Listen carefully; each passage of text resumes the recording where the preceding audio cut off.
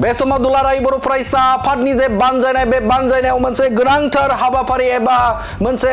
जे सावराय जुथुम लानायखौ नुनो मोनदों। बे समाव मोनद' हारिनि एसटि होनो थाखाय आसाम केबिनेटआ लानाय बिथांखिखौ लानानै गोख्रों भाबै बे समाव सावरायलायनाय जादों आरो इयुननि हाबाफारियाव जे मोनद' हारिनो एसटि जुदि होयोब्ला बेसेबां खहा जागोन आरो बेयाव उननि हाबाफारिखौ मा लागोन बेनि सायाव बाथ्रा एबा गुवारै सावरायलायनाय हाबाफारि लानायखौ नुनो मोनदों। दिनै बाक्सा जिल्लानि सिङाव थानाय बर'मानि जे बर'मा दखरा दुलाराय बर' फरायसा आफादनि मावखुलियाव मोनसे गोनांथार मोनसे सावराय जुथुम लादों आरो बे सावराय जुथुमा बिटिसि ओनसोलनि गासै 27टा आफादा बे हाबाफारियाव बाहागो लादों आरो गोख्रों बिथांखि लादों जे फैबाय थानाय समाव मोन 6टा हारिनो जे एसटि होनो थाखाय बिथांखि लानायखौ गोख्रों भाबै सोमावसारनो थाखाय थांखि लानायखौ नुनो मोनदों। बे समाव दुलाराय बर' फरायसा आफादनि आफादगिरि बिथां दीपेन बर' बिथाङा आरोबाव मा बाथ्रा बुंदों नोंथांमोननि गेजेराव होनि। दुलाराय बर' फरायसा आफादनि बानजायनायाव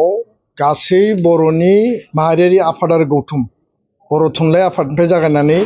गोबांथार आफाद जेसेबां दङ गासिखौबो जों लिंदों आरो बर'नि जिखिनि धोरोमारि गौथुमफोर दङ गासैखौबो जों हांख्रायदों आरो बयबो बेयाव बाहागो लाफैदों। मानो होनना बुङोब्ला दिनै हारिनि बे अलखद आरो खैफोद बे क्राइसिसनि टाइमाव दुलाराय बर' फरायसा आफादा बरमानि बे आन्चलिक अफिसनि जि माने बेयाव नयं दङ बेयाव जोङो बयखौबो लिंनानै सावरायनाया जोंनि रेसपन्सिबिलिटिमोन आरो बे रेसपन्सिबिलिटिखौ जोङो बियार खालामनानै हारिनि जि अलखदनि समाव दासिम सिसिटुवाया मा इनिसियेटिभ लाखो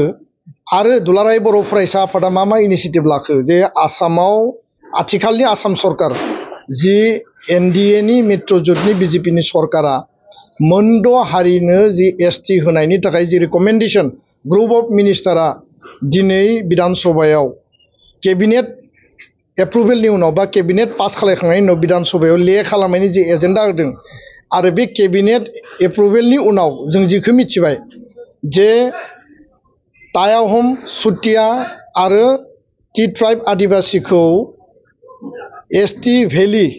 बिमुं होनाय आरो लोगोसे मरान मटक आनडिभाइडेड गवालपारानि कच राजबंसिखौ एसटि प्लेननि थाखानाय एसटि जेराव 14टा कमिउनिटिनि 45 लाख जेराव जनसंख्या दङ जेराव जों 10% मोनो आरो अल ओभार इन्डियायाव जोङो गासै अल ओभार इन्डियानि एसटि हिसाबै 7.5% मोनो। बेबायदि अबस्थायावबो मोनथाम हारिखौ एसटि प्लेनाव जाबसिननाय बे गासैखौबो जोङो दिनै बिथङै सावरायबाय आरो जिखिनि बुंनांगौ जोङो दाख्लै 27 तारिखनि माने प्रटेस्ट रेलिनि गेजेरजों जों फोरमायखाबाय। 10 नभेम्बराव सनापुराव 1 लाख ट्राइबेलनि गेदारिंनि गेजेरजों फोरमायखाबाय जे कुनु कारनाव जौगासारनाय आरो पपुलास हारि जायफोरा गासैबो बिथिंजों जौगानाय जायफोरनि सुबुं संख्या बारा 2 कौटिनि जायगायाव 45 लाख थाखानाय ट्राइबेलखौ दमन खालामनायनि जि मोनसे परिकल्पना बेखौ जों कुनु कारनाव गनाया। बे मतामत आरो बे अपिनियनखौ दिनैनि बे सावरायनायनि हाउसआ स्ट्रंलि बयबो रेज खालामदों आरो मोनबा रेजुलेसन जों एडप्ट खालामदों।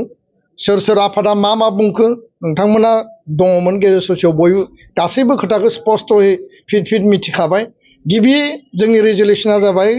मोनद' हारिनो जि एसटि होनायनि थाखाय जि रिकमेन्डेसन होनाय कारन नेशनेल लेभेलाव जोङो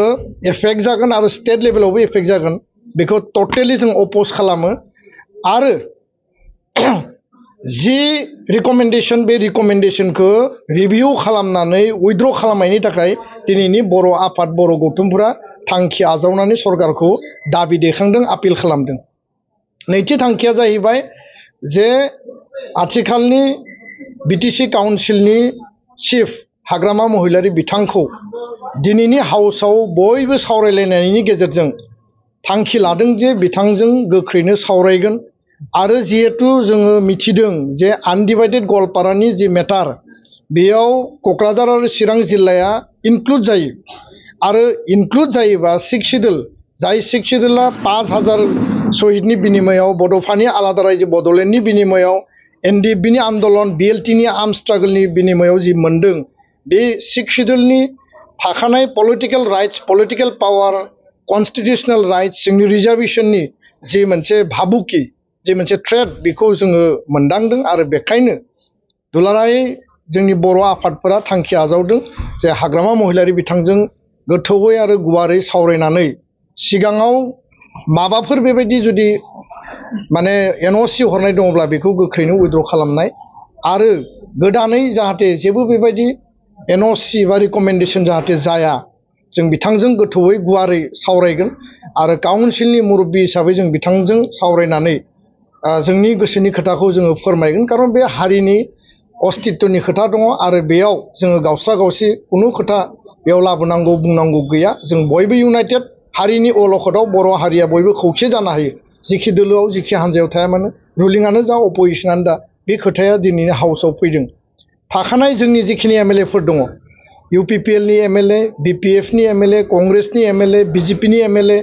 आरो बेयाव मन्त्रिबो दङ स्पिकार बिथांबो दङ बे गासैजोंबो दिनैनि बर' आफादफोरा एमपि सानैखौ लाफानानै सावरायगोन आरो भबिष्यत बर' हारिनि जे बे खैफोदनि समाव जोंनि रणनीतिया मा जागोन आफादफोरा मा लुबैयो हारिया मा लुबैयो बे खोथाखौ बिथांमोननो फोरमायगोन आरो बिथांमोननि बिफावा मा जानांगौ बे खोथाखौ लानानै सावरायनो थाखाय दिनै जों थांखि लायो ब्रैथियाव जाहैबाय जे दुलाराय जि बर' माहारिनि जे आफादफोर दङ खौसेयै जोङो लोगो नांनानै क'क्राझारनि बड'लेण्ड गेस्ट हाउसआव गोख्रैनो जों दिन तारिखखौ थिग खालायगोन प्राय 1500निबो बारा सारा आसाम नाङै बा नर्थ इस्टआव थानाय बा बेंगलाव थानाय गासै इन्टेलेक्सुवेलफोरखौ जातीय चेतना थानाय जातीयताबादनि चेतना थानाय आरो नैबे क्राइसिसनि समाव जायफोर बेक्तिया जोंनो जेब्लायबो अपिनियन होबोदों बिथांमोनखौ लिंनानै जोङो इन्टेलेक्सुवेल मेलेमजिबिनि मोनसे सावराय जुथुम जों लागोन बे खोथाखौ जों थांखि लाबाय आरो मोनफ्रोमबो बर' गामियाव मोनफ्रोमबो बर' सुबायाव प्रटेस्ट डेमनस्ट्रेसन आरो प्रटेस्ट रेलि खालामनो थाखाय दिनैनि हाउसआ जों थांखि लादों बे प्रटेस्टनि नमुनाया माबायदि जागोन जों बेखौ गोख्रैनो रणनीति बा माने परिकल्पना तैयार खालामनानै जोङो बयनोबो बे मेसेजखौ हरगोन मोनबा रेजोलिउसन दिनै हाउसआव थांखि लादों आरो जोङो पिसफुल डेम'क्रेटिक जंगि प्रतिबाद खालामनायनि गेजेरजों आसाम सरकार आरो नेशनेल लेभेलावबो दुलाराय बर' माहारिया जुजिलांनो थाखाय जों थियारि CC2 नि बेनाराव ट्राइबेल हिसाबै इउनाइटेडलि फाइट खालामनो थाखाय जों थियारि बे मोननै